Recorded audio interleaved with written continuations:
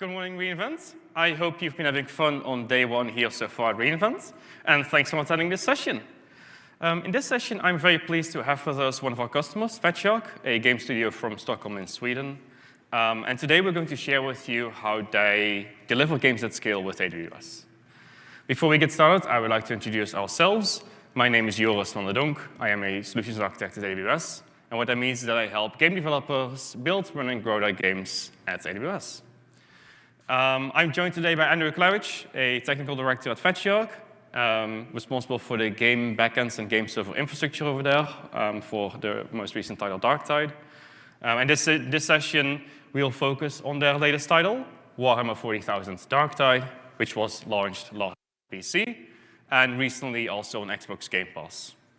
We will dive deep into the architecture that hosts the game, and that hosts the game and gives the player a good experience.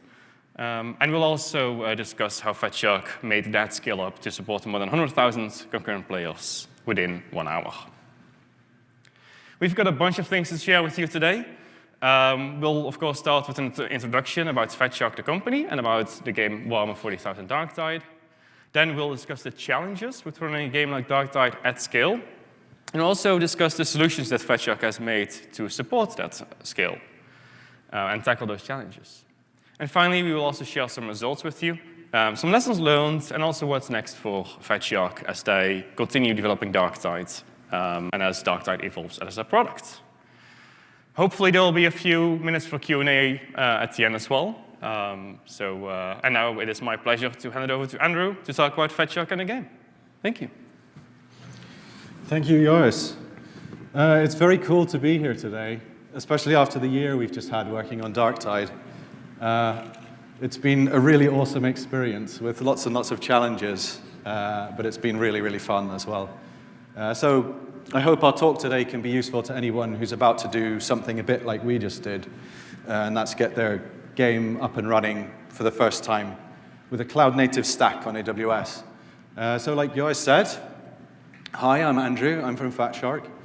We're a team of about 180 developers from Stockholm in Sweden. In Södermalm, if you know the city. And we really like making and also publishing our own PC and console games. We used to be a bit of a smaller studio, but now that we've created and we're also maintaining and running multiple ongoing titles, we've grown quite a bit. So one of our hallmarks is our cooperative gameplay experiences. We really like making games where people come together and try and solve problems as a team. Sometimes the problem is trying to figure out how everyone in the group can leverage their strengths to solve a challenge. And in our games, sometimes the problem is got a really big two-handed axe and you have to solve it as quick as you can. But we think our games are best played at high intensity with lots and lots of chaos, surrounded by lots and lots of enemies and fighting for survival with your teammates. Our game engine, Stingray, is used to having to run and render many, many enemies all alive at once, all with their own behavior and customized look. And it runs our games on PC, on Xbox, and on PlayStation, and we're always adding to it, trying to add new features, like recently with some really cool ray tracing tech and some DLSS frame generation integration. So back in 2015, we released our very first game in the Warhammer universes. The full title was Warhammer The End Times Vermintide. And it's a game where you play as one of the last surviving heroes, fighting against the hordes of cunning and dangerous humanoid rat creatures who definitely exist. And we released it on PC, on Steam, on Xbox One and PlayStation 4. The game is a multiplayer game, but a lot of the game logic is hosted by a player in a partially trusted client-server model. And for Vermintide, we created and also hosted our own backend in-house. Then a few years later, in 2018, we released a sequel to Vermintide, Vermintide 2, where we added the Chaos faction as enemies, and also careers to our heroes, which let them experience different gameplay roles out of their original niches in Vermintide. It was also on PC, on Xbox One and PlayStation 4, and it was also player-hosted multiplayer. Because we didn't have a back-end team at the time, we decided to use Azure PlayFab to host our back-end services. And that let us scale up and release the game to over 3 times the amount of players that we did for Vermintide. And then much more recently, we took the fight into the 41st millennium with the game that we're here to discuss today, and that's Warhammer 40,000 Darktide. For Darktide, we targeted a PC release, but this time on Steam and on Windows Store. And then much more recently, we followed up with a release on console, so that's on Xbox Series X and S as well. And for Darktide, we made 2 big technical jumps at the same time for us, and that's switching to dedicated gameplay servers and also creating and hosting our own custom backend, both on AWS. So there were some core factors that we needed to bear in mind at the beginning of the project. For Darktide, we wanted to make a cross-play experience. That's anyone on any gaming platform able to jump in and play with their friends, no matter which gaming platform they are playing on. For Vermintide 2, the game versions are slightly different between platforms, and that's to accommodate the computing power of each platform. But if we wanted crossplay, that meant that we had to ensure that the games were going to be running the same versions on every platform. And that meant that we also couldn't use any of the game platform-specific multiplayer SDKs for networking, for example. We have players all around the world who want to play our games. And for Darktide, we wanted to see if there was anything we could do about the situation where they might not all be playing from the same geographic location as each other. And because of our crossplay goals, that meant that we couldn't use any of the game platform-specific relay services to help us with that. And then hosting the game server in its own process means that we can run it on a platform that's very, very much better suited for the task. On AWS, so that everyone can connect from any area, and they'll frequently be doing it over much better networking routes than player-hosted games on consumer ISPs. So a little about Darktide itself. It's a 4-player PvE game. That's player versus environment, where the game players contend against computer-controlled enemies rather than against other players. It features what we call hybrid combat, which is a balance of ranged and melee combat. It shares a lot of DNA with our other Vermintide series, but Darktide does lean a bit more heavily on ranged gameplay than Vermintide does. Our missions are designed to take about 20 to 30 minutes, unless you're kind of bad like I am, until you head back out again to gear up with your team and head back in for another run. And there are lots and lots of enemies in Darktide as well. And usually they're trying to all get you at once. And there can be up to multiple hundreds of what we call minions running in the game at any given time, each with their own behavior, pathfinding, etc. And it's also a complex combat simulation. So that's realistic hit detection, physics simulation with lots of dynamic entities, lots of explosions, bullets flying everywhere all the time. And because it's a multiplayer network game, that means the application of latency compensation techniques. Those are a little bit beyond the scope of this talk, but while we're a PvE game, and we benefit a bit from that, latency and the effects of latency are obviously really important to still manage. So it became kind of clear in early design meetings that there was going to be 4 key requirements for running Darktide. And that was that we really wanted a server-authoritative game where we can ensure at least a consistent experience for players. And it also means that people who might want to try and compromise that experience would have a harder time doing it.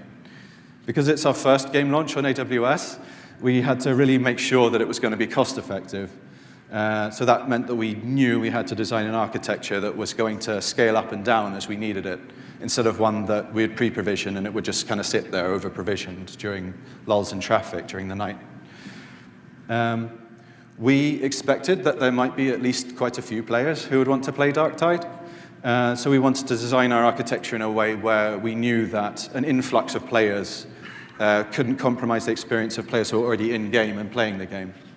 And like we just talked about, even though we're a cooperative game, and we benefit in ways that games where players compete directly with each other won't, Darktide does have a latency ceiling of, I think, around 110 milliseconds. And obviously, the game always feels better at low latency. So we were really genuinely blown away by the response to Vermintide 2, but we did expect that Darktide might be an even bigger title for us. So because it was our first game launch on AWS, and our compute requirements for our servers are really quite high because of our signature horde gameplay, we took aim at a kind of conservative estimate of 1 vCPU per server process, and that was going to host a mission for 4 players. Because Darktide was launching on Game Pass, which shares some player engagement traits with free-to-play titles, like you can't depend on traditional engagement metrics like wish lists or pre-orders so much. It meant that we knew we had to design the architecture to be scalable, to accommodate any launch capacity that we might need. And finally, we are a PC and console game, so that means that we'll be expected to have a big bang release, and that's everything ready to go from minute 1, players able to jump in right away, no staggered regional rollouts or soft launches or anything like that. And that did pose some challenges, didn't it, Joris? It did indeed. Thank you, Andrew. So let's take a look at how we can solve some of those unpredictable traffic challenges. With a bit of a simplified look at the problem that is a little bit easier for me to explain to you today. So this example that you see here on the screen, we expect to have an arbitrary amount of players that want to play the game just a few minutes after the launch itself. Now again, I do want to clarify that this is not the actual launch experience that we've seen with Darktide. But again, it's just for the explanation process here, so you can kind of understand why the architecture was built in this way. So what we can do to support this amount of players is we can, of course, do the thing you do on AWS, right? You can ramp up your architecture to a certain amount where you know it is capable of serving those players. And afterwards, once those players are not playing, you can scale it back down again, save on some cost that way a little bit.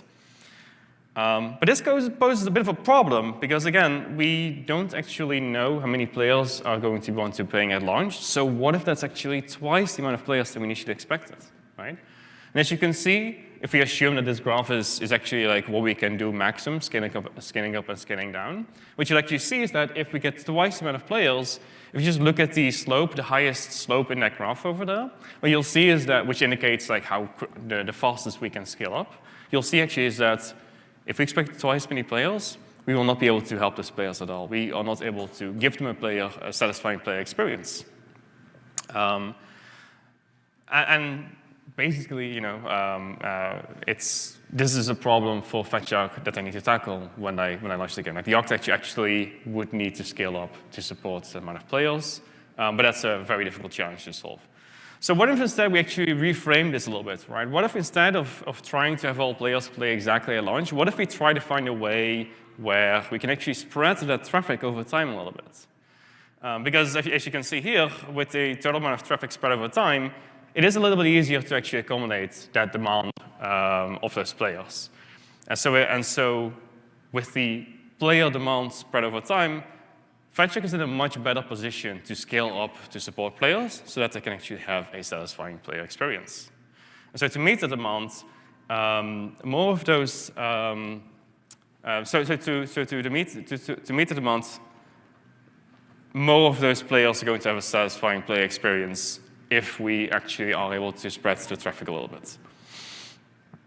So for both us and Fatshark, it was very clear that spreading traffic over time was going to be vital to ensure that players in Darktide have a good experience and that the launch in total goes well. So to spread over time, one of the things, we kind of thought about this together, and eventually we came down to the conclusion that to spread traffic over time, a couple of things have to be done. It's not that many. It's actually just a couple of things. First of all, some kind of rate control for players would have to be implemented, and which allows the team to actually control the number of players that are let into the game. And as Andrew mentioned earlier, right, in mobile games, this is actually very often done via just marketing, right? You launch the game, and then you use marketing to drive players towards that. But for Darktide, marketing has been done, leading up to the game, in the months leading up to the game itself. So that was not really an option that could be taken here. This problem had to be solved, or this rate control had to be solved via the architecture, not via some other means. Now, second of all, that rate control will actually have to be, would need to be capable of supporting burst scaling. It also has, of course, some request per second requirements on there as well that are important to allow the team to actually control all of those players really well. And that infrastructure would need to provide information to the developers about how many players actually want to be playing at launch. And that information could be used to scale up certain things in response to a certain amount of players that are then visible as wanting to play the game. And lastly, the team will need controls in place to ensure that not all players access the same AWS infrastructure at the same time. We want to be avoiding a thundering herd problem in this case, with all these players literally arriving at launch to want to play the game. Some kind of balancing has to be done there. Now, all of these combined allow the team more time to understand how many players actually want to play, and they also allow the team to scale up accordingly, without giving those players a bad experience and without having to over-provision to provide that capacity up front, which, again, of course, would not be the most cost-effective way of doing this. Now, the best way to understand how that traffic has been spread over time is actually also by taking a look at the game itself and the player journey as players go through the game. So it all starts with the login step. This is obviously where players log in to play the game. And after that, there's the prologue. Now, this is where players create their character, they're introduced to the game's story, and also their character's role within that story. Now, players go through this prologue at their own pace, and kind of key to understand is that this is a single-player experience. So players go through this just by themselves, not by anyone else. Now, after the prologue, players get into the hub. And this is where they can walk around and interact with other players. This is a multiplayer experience. And from that hub, after they've met some other players, players can initiate matchmaking, either by themselves or with a group of other players. The matchmaking infrastructure ensures that players are grouped in teams of up to a maximum of 4, and it prefers grouping players towards that maximum as well, to ensure that teams are actually as large as possible, as that's typically a better player experience. Now, once matchmaking is done, those strike teams then go on a mission. This is the main gameplay experience in Darktide, and what the strike teams have to do is they have to combat cultists in the game, and they also have to complete tasks in service of the Magnificent Emperor.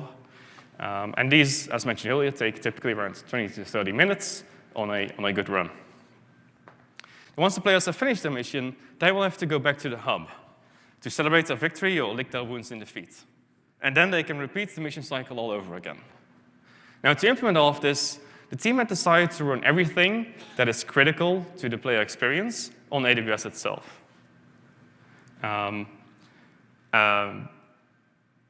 They decided to run everything that's critical to the player experience on AWS, except for the prologue, because as I mentioned earlier, that's also a single player experience as well, so it wouldn't actually need to rely on AWS infrastructure in that sense. Now, think back about what I said earlier about that spreading out traffic over time and that rate control and providing information about how many players want to play at launch. You can maybe already see how every step in this process actually already helps to address exactly that. So the login step obviously acts as a rate control here. And furthermore, it can clarify the player number expectations as well.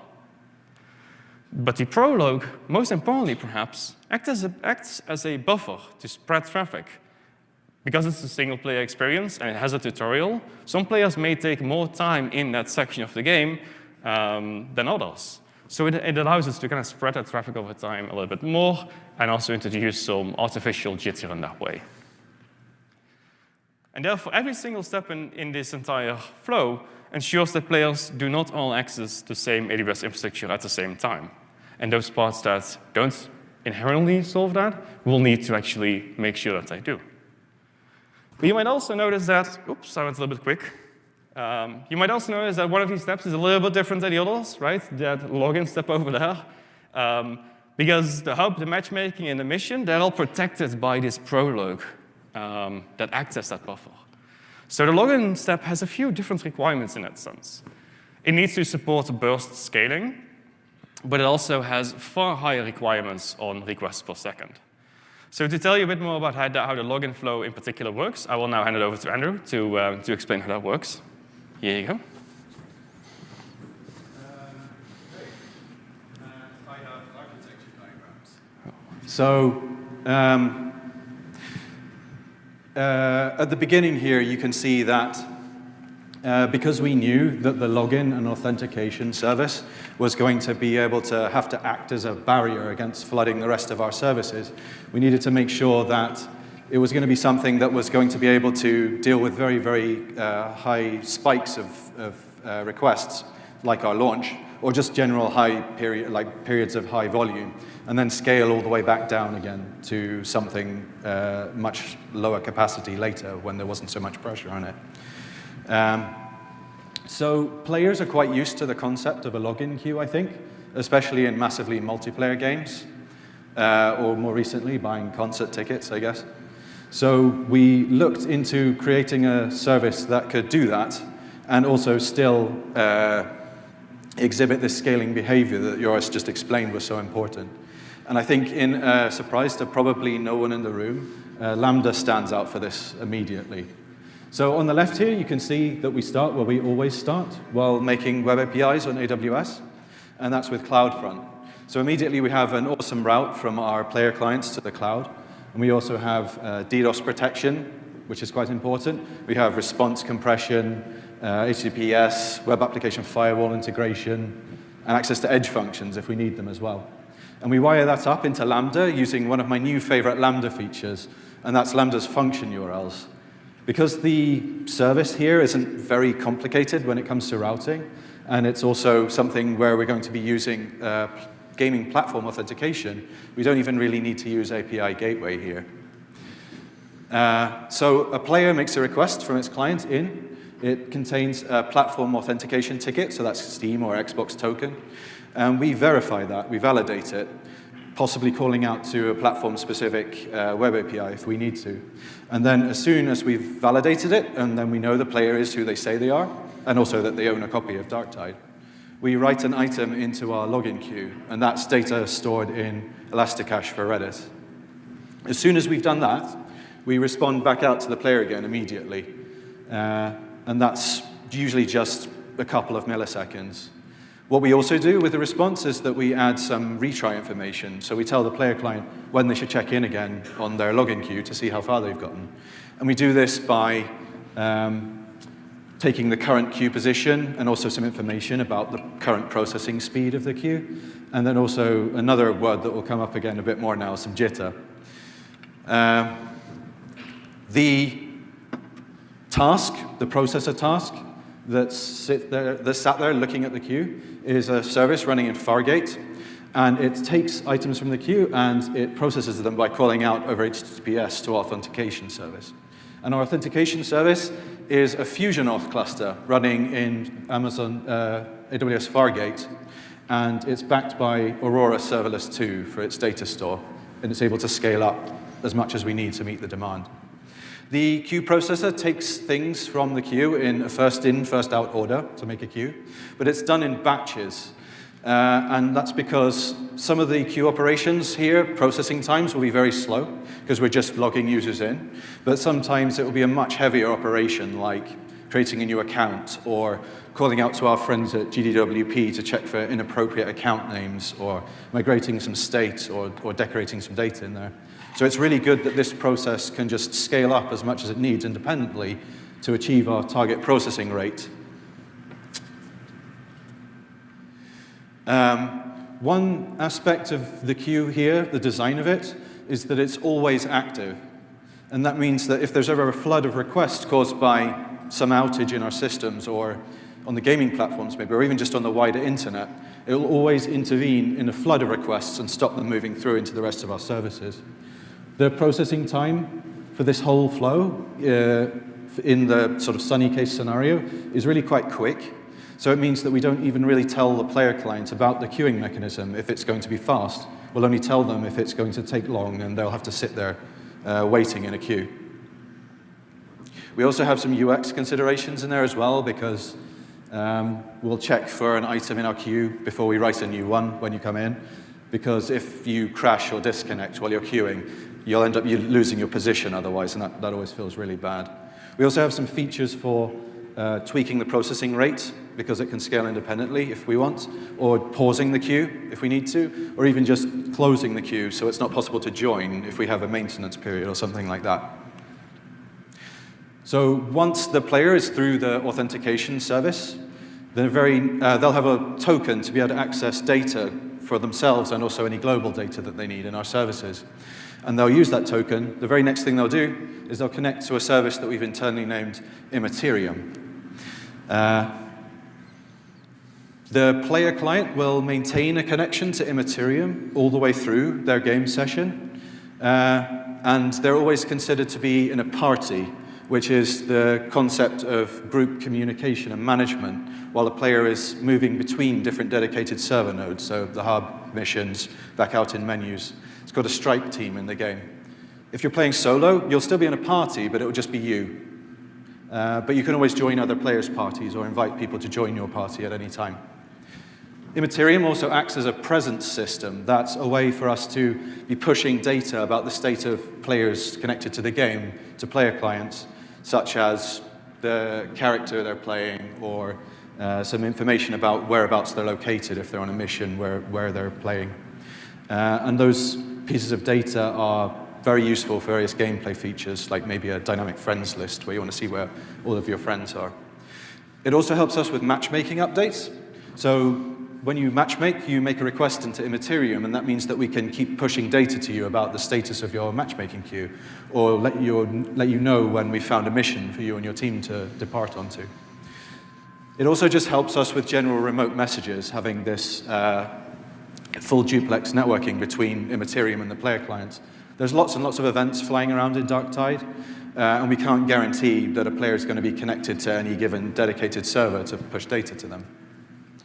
And yes, that's also why we called it Materium, actually, because for any Warhammer fans out there, it helps all of everyone be connected to each other over really vast distances through a hell dimension of chaos, the internet. So Materium is written in Java, and it uses the gRPC framework.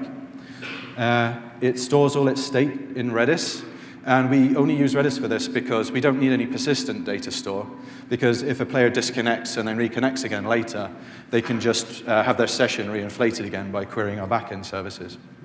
So here you can see the general layout and architecture for this. You'll notice that one learning we did have when developing this was that it's very good to split up your traffic to have request response traffic using round-robin load balancing strategy with a bit of slow start on it as well, and then have your long-running connections use least outstanding requests load balancing strategy. The primary reason for this is so that when there's a scaling operation and we add tasks to it, they don't just get immediately flattened by request response traffic while we're trying to establish long-running connections to player clients. To achieve this, we split the service into two Fargate services, one for each type of traffic, and then we wire it up using application load balancer routing rules.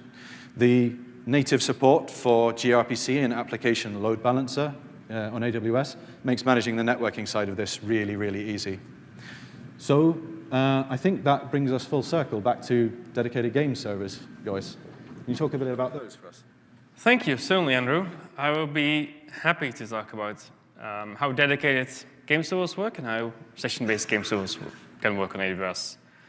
So on this slide, you see a very simple architecture diagram. It's a simple EC2 instance with 2 vCPU.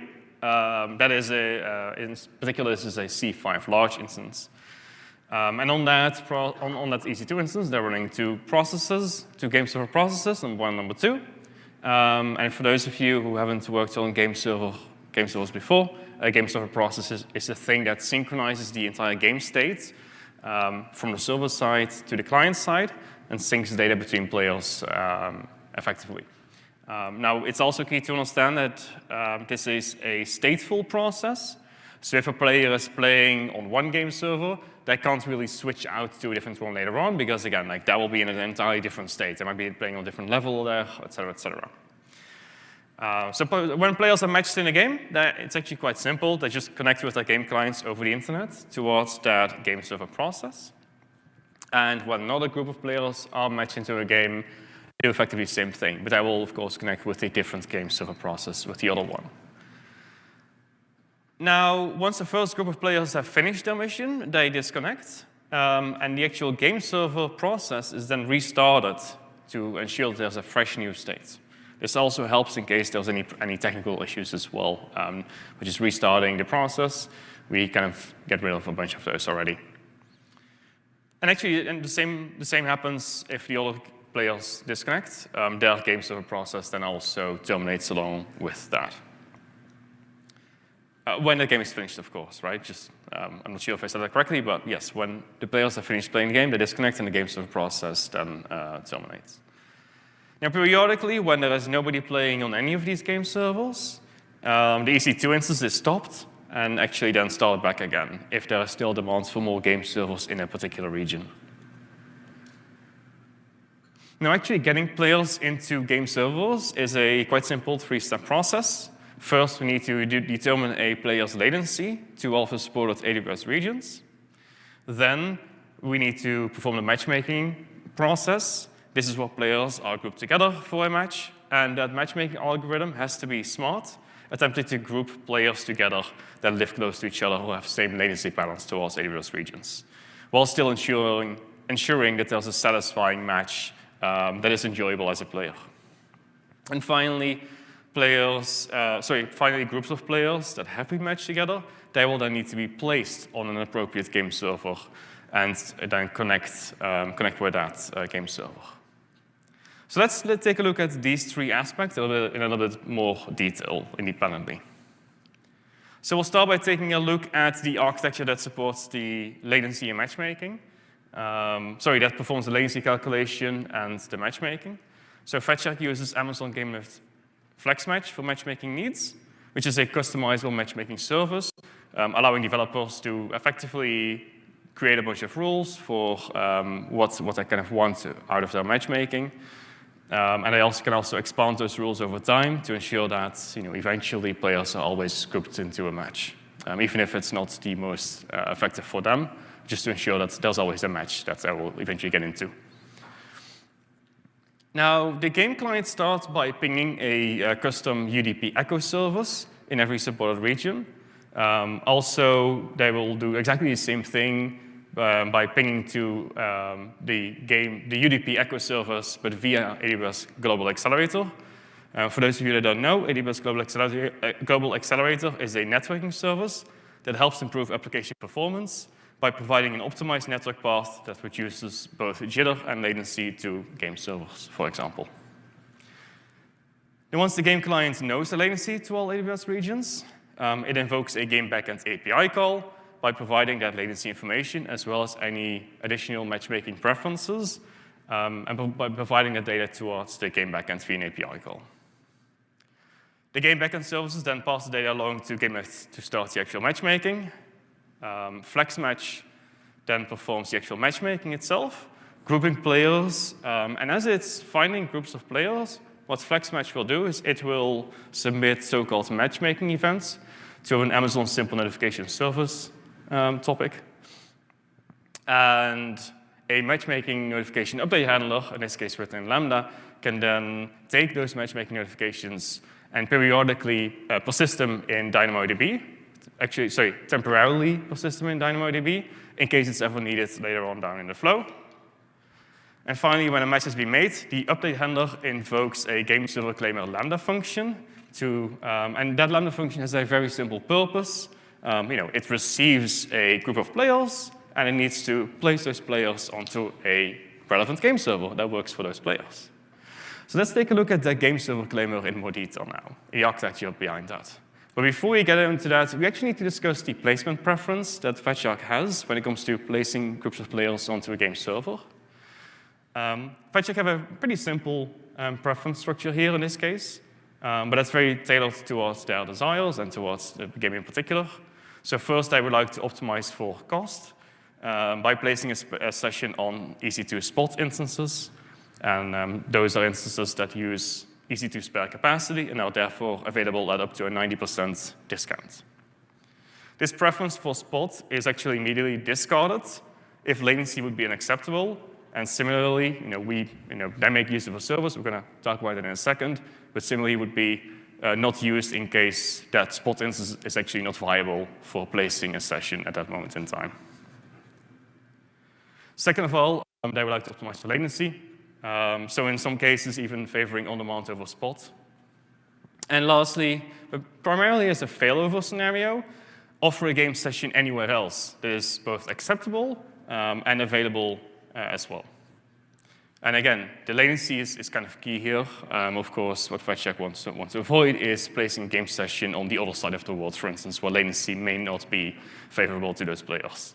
And I might get a not satisfying player experience out of that. So let's take a deeper look at how the game server claimer actually works. But first, I will have to give you a bit more context to help you understand this diagram that you see over here. So Fatshark is using GameNet Fleet IQ to manage fleets of EC2 instances and to place the game sessions on those game servers hosted on those instances. Now, when you set Fleet IQ up, what it will actually do is it will create an auto-scaling group on your behalf, and it will manage the capacity of that auto-scaling group automatically based on the percentage of used game servers. Now, what you can see here is that there are two auto-scaling groups in every single region. One is dedicated to spot usage, and one is used for on-demand. And it's also important to see again that here, every region also includes AWS Global Accelerator, which is the networking service I mentioned earlier to optimize the network path to those game servers, giving a better player experience. And I want to also highlight that even though you only see two regions on this slide over here, Darktide is actually deployed into, the game servers for Darktide are actually deployed into more than 12 regions around the world. But we had to simplify the slide a little bit to kind of like get the point across for you. So let's discuss a scenario in which 4 players from London are grouped together. In this case, the game server claimer would, according to the placement preference, prefer placing on the spot ASG in London. So let's go through this for a second. So to perform this placement, the game server claimer invokes Amazon GameNet Fleet IQ through an API call. And it then checks the associated auto-scaling group for both availability and, because in this case it is a spot auto-scaling group, also for viability. So Fleet IQ has a Fleet IQ algorithm that allows you to check whether or not at that moment in time it's actually a good idea to place a session on spot. So it checks the viability in that sense. And once Fleet IQ says everything is fine, the game server claimer Lambda function will actually return, or it will actually send the EC2 IP address and port. It will send that over to Materium, which, as you remember, allows servers-to-player communication to happen. Materium forwards it to all of the game clients.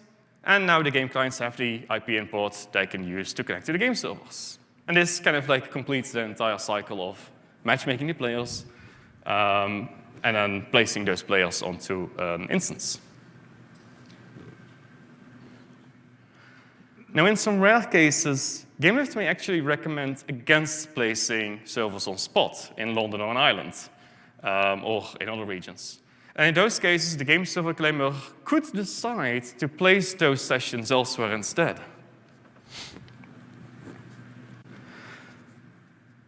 So when that happens, both the EC2 IP and port, as well as the global accelerator IP and port in that specific region are sent over to Materium, sent over to the players effectively, so that those players can then connect across that region.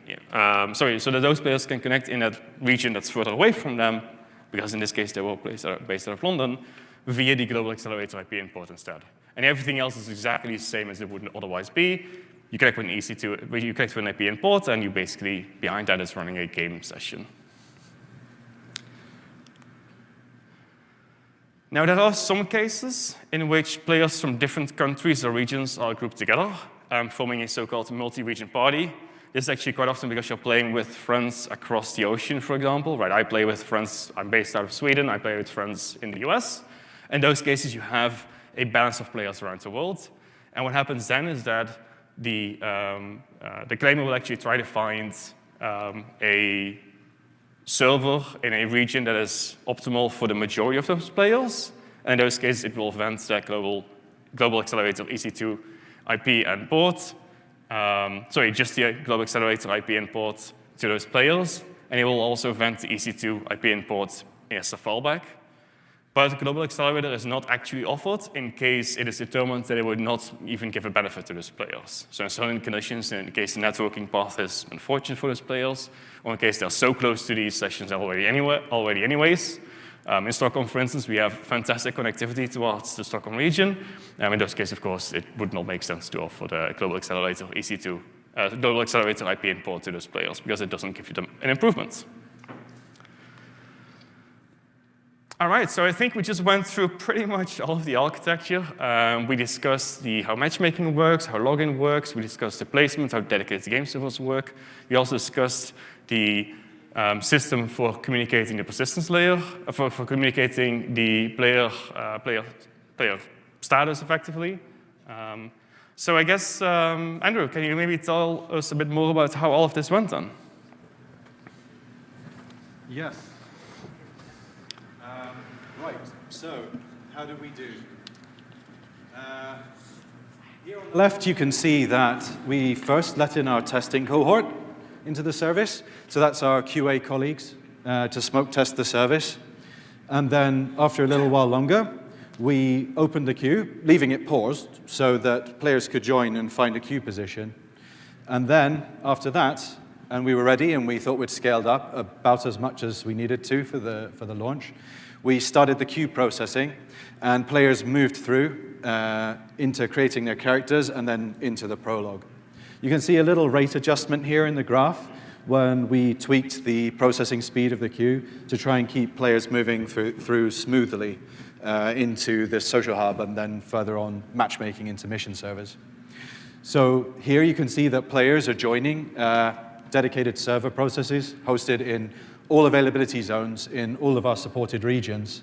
And we ended up scaling up to over 30,000 vCPU across all regions, just running millions and millions of Poxwalkers and Traitor Guard enemies for our players. So I wanted to talk a little bit about lessons we learned and what went well during our project, just in case it can be useful to anyone who's about to do something a bit like we just did. I think the first point on this list is probably just really, really obvious. We always all want to do that. But I've left a note here because I think that it's worth pointing out that studios who are in the position that we were in, just getting started on cloud, have a really enviable position of being able to start with a lot of patterns and architecture that are kind of hard to refactor your way into later. And also because it's great from a technical perspective, but it's also very important from a cost perspective as well. Another pattern that we found that we could apply just really liberally throughout the whole project was to always start with serverless to get going, prototype, and make features. And then if we found that we had a reason to not be using serverless later, then we would reconsider. And especially in the early stages of a project, it's usually very, very easy to move your workloads around if you start and stick to using infrastructure as code frameworks. We use AWS CDK, and that means that moving our workloads around from Lambda to Fargate to EC2 is usually about as simple as a few lines of code and changing your container to run from Lambda on different flavors of ECS. Because we, and maybe you watching the talk, are a smaller team, you have the luxury of making your service boundaries purely technical, so you can use them to do some really targeted scaling or craft a very carefully sculpted blast radius for something without having to worry about institutional ownership of services. So there are lots of mechanisms in cloud to save money, like savings plans, but we find that they're much better applied after the dust has settled a bit and patterns have emerged later on, so not around your launch. So around the launch, we found that the biggest savings were definitely from making sure that we right-sized our architecture to the workloads that we would be running. And we're a smaller team, so again, we used a lot of managed services for this. So that's things like Lambda, DynamoDB, EventBridge, step functions. We use a lot of them in-house. And Joris already talked a bit about Jitter. And whilst it's great to use in things like retries to avoid thundering herds, and also in authentication token expiry times, so that we don't have a problem where every single player that joined at launch is trying to refresh their session like 45 minutes later. It's also great to encourage in-player behavior as well. So, for example, in Darktide, we have a feature where every hour, exactly on the top of the hour, we add things to player characters' in-game stores. So just don't do stuff like that, and work with your game designers to make sure that you discourage this kind of herding behavior. So Fleet IQ, as Joris described, has been really, really great at helping us use EC2 spot capacity. Spot termination is quite problematic for heavily stateful game servers, like our mission servers. But for things like the hub servers, where they're quite stateless and just connecting immediately to another hub server if you get disconnected for some reason can preserve the gameplay experience, they're mostly just a win. So observability is key. You can't fix what you can't see. And it's very, very useful, almost crucial, I would say, to have automatic log recovery from clients for things like crashes and disconnects. But it's also very important to have a good configured observability platform. So I want to shout out our friends at Honeycomb here who've just been instrumental in helping us isolate, find, and fix performance problems and bugs that we've had in our backend over the last year. So serverless, by default, definitely did pay off for us, even in ways that we weren't necessarily designing it for in the beginning, like with the use of CDK, we can stand up and tear down pretty much full production-like environments for developers when they're working on features, and it really doesn't cost very much money if you're just using them for a little bit of time. The last point here is just very self-explanatory, I think. As a small team, managed services are just such great value. Between DynamoDB, MemoryDB, and also Aurora Serverless 2, we have pretty much all of our data use cases taken care of, aside from a couple of OpenSearch clusters. And it means that we get to spend the time that we save on managing them, on just focusing on improving the architecture, fixing issues, making more features. Main selling point for them. So what are we up to next? We launched in the era before GameLift Anywhere, if you've seen that service. We want to use a few learnings from that service to design our own CLI and daemon process that we can run on any VMs that we want, letting developers just add arbitrary VMs to our architecture. We also just want to keep putting servers closer to our players. We want to look into using local zones and also some of the regions that have launched in AWS since we launched Darktide, especially in the Asia-Pacific region, in the Midwest US and Eastern European regions. And one of the key problems with running lots and lots of dedicated servers for a game in cloud is the CPU budget. So with our Horde gameplay, our CPU budget is extremely high, and it's also very variable between some of our less intense missions and some of the absolute craziness that happens at our high-intensity missions. We already do assign different CPU budgets for different types of missions based on what we expect the gameplay to look like, but it can also still vary a lot depending on how players choose to deal with the problems.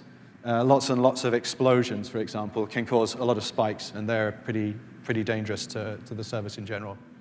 And I think with that, that's about it from me, actually. So I'm going to hand you back to Joris for some closing words. Yes. And lots of QR codes.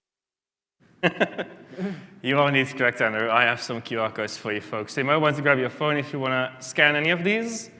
If you're a game developer and you want to know more about how AWS can help you build, run, and grow your games to greater heights, and then please check out our solutions page for games via this QR code on the screen. We have all kinds of different solutions available to you that help you maximize efficiency and also leverage cost savings and maximize cost savings as well for your services.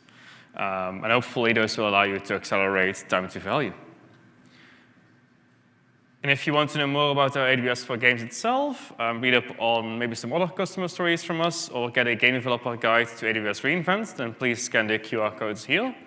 You can also come and meet us at the booth here on reInvent as well. We have an AWS for Games booth right here on reInvent. So check the app for what it is, and then you can talk to us directly about some of the architectures that you may see here today, or that you see at other sessions about games that we have at reInvent this year.